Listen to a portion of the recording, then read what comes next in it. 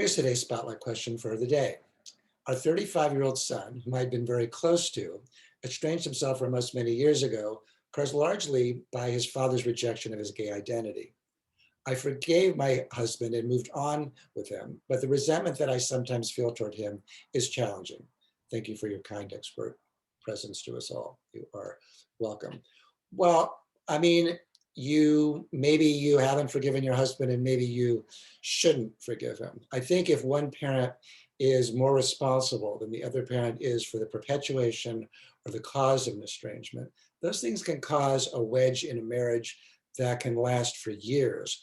So it doesn't sound like you've forgiven your husband, nor does it sound like maybe he really deserves to be forgiven if he rejected your son's gay identity and that's caused your son to become estranged and remain estranged. And I suspect if that's the case, your husband hasn't done the appropriate amends to get your son back into your life.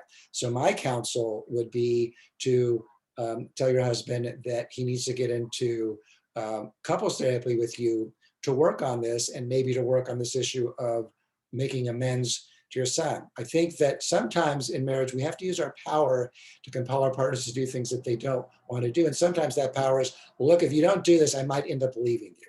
So I'm not saying that you should or would, but there are places in marriage, certainly the loss of a son or a child because of one parent's behavior, if that's truly the cause, would be a place to do that.